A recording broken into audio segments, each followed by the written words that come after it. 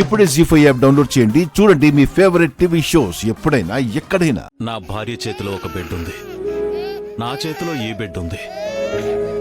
ఈ క్షణం నుంచి ఇద్దరూ నా బిడ్డలే.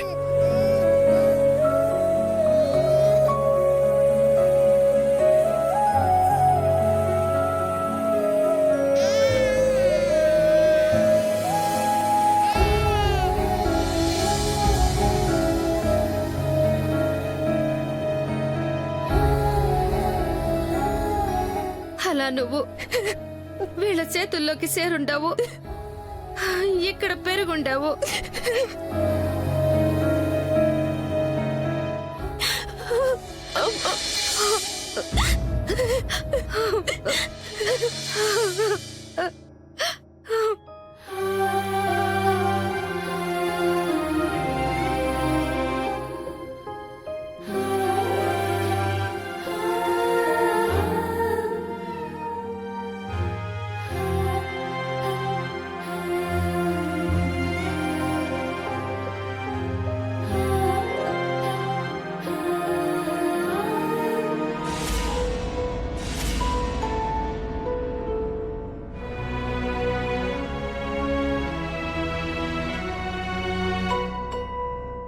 ఏమై ఉండదమ్మి? అసలు నువ్వుండగా నన్నెందుకు వీళ్ళకిచ్చేశావు? కన్న తల్లి ఉండగా పరే పంచని బతికే దానిలాగా ఎందుకు చేశావు?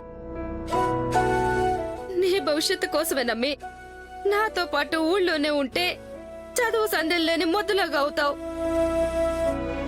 నా బతుకులాగే నీ బతుకు కూడా ఎడ పాడవుతుందోనన్న భయంతో ఏడ ఉంచుదానమ్మే.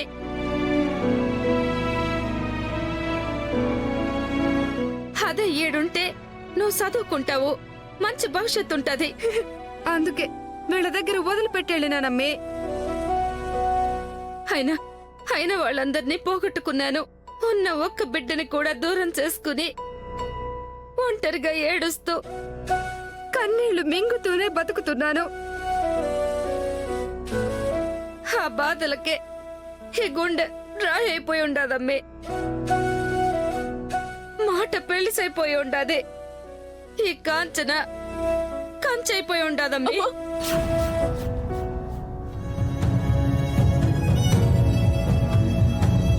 సరే, నేను ఆడ ఎట్టా ఉన్నా నువ్వేడ సుఖంగా ఉన్నావు కదా అని బతుకుతోండా. ఈ విశ్వనాథం ఫోన్ చేశాడు, పెళ్లి కుదిరిందని చెప్పినాడు. ఏమీ అనకుండా పెండ్లి నీకే అనుకున్నా. ఆనందంతో ఈడికి పరిగెత్తుకుంటూ వచ్చిన. కాని ఈడికొచ్చిన తర్వాతే తెలిసింది వీళ్ళు నిన్ను మోసం చేస్తాండారని.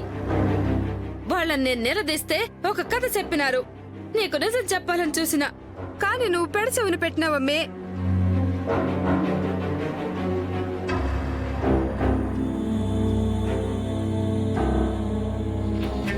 నేను మాట్లాడితే అందరితోనూ గొడవలు పడతా ఉండానంటావే. నేనెవరితో గొడవ పడినా నీకోసమేనమ్మే.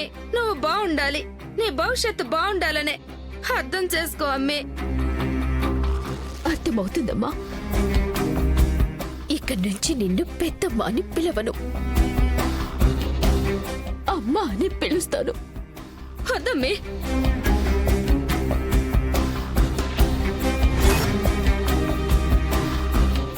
ఎందుకు?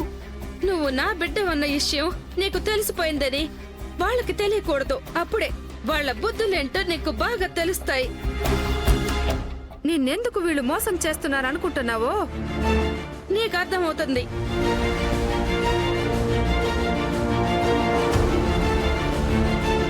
నిన్ను తన బిడ్డలాగే పెంచాను అంటున్నాడే, అలాగే పెంచుండొచ్చేమో.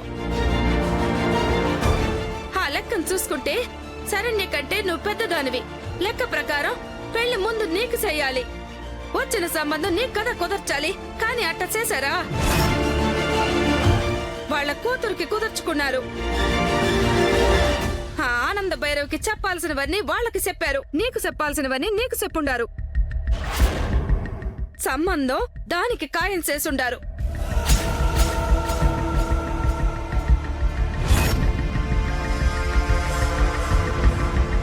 అక్కడ అందరూ కలిసే ఉంటారు, ఉండాలి కూడా. ఏదైనా ఫంక్షన్ అయినా పండగైనా ఆ ఇంట్లో వాళ్ళందరూ ఒకే రకమైన బట్టలు కట్టుకుంటారు. నువ్వు అలా కట్టుకోగలవా? ఆనంద భైరవి ఆ ఇంట్లో ఏం చెప్తే అదే జరుగుతుంది. ఆవిడ చెప్పిందే అందరూ పాటిస్తారు. నువ్వు కూడా అలా అడ్జస్ట్ అయి ఉండగలవా? ఈ సంబంధం చేసుకుంటే నువ్వు కోరుకుంటున్నట్టు బతకలేక ఇబ్బంది పడతావని చెప్తున్నా.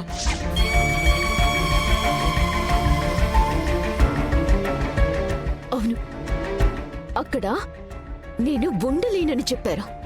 ఎందుకంటే ఆ ఇంట్లో నిజంగా అన్ని కష్టాలే ఉంటే తన కూతుర్ని అడిగి పంపిస్తారా? ఇదంతా ప్లాన్ ప్రకారమే నడుస్తా ఉండాది. వాళ్ళు ఎరుసు బుద్ధి చూపించరా రమ్మి?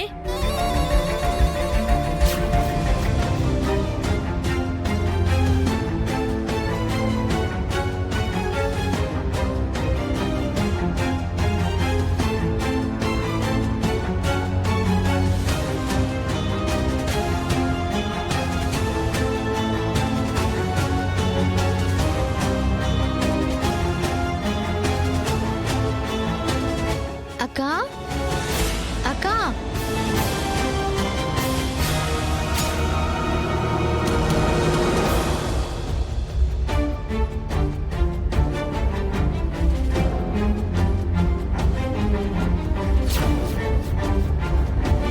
మీకోసం ఇల్లంతా వెతుకుతున్నాను. ఇద్దరు ఇక్కడేం చేస్తున్నారు? ఏం లేదులే. ఇదేంటి? తీసుకో అక్కా. పెద్దమ్మా నువ్వు కూడా తీసుకో. ఈ స్వీట్ దేనికమ్మి? అదే పెద్దమ్మా, దర్శన్ గారికి నాకు పెళ్లి ముహూర్తాలు కూడా పెట్టేశారు కదా.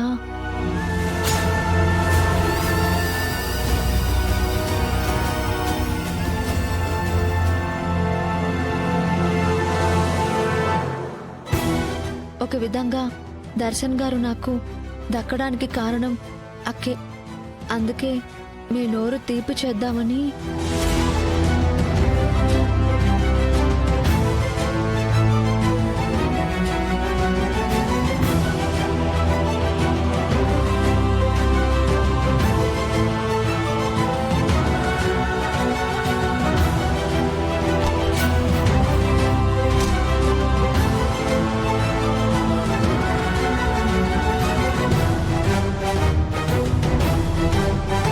నీ బతుకుని చీకటి చేసి నీ నోరుని తీపి చేస్తుందంట. అదే రక్తం, అదే బుద్ధి. ఛీ!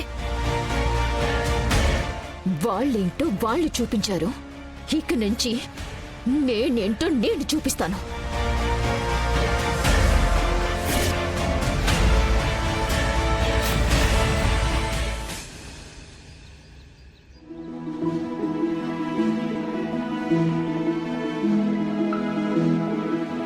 ఈ జ్యూస్ తాగు.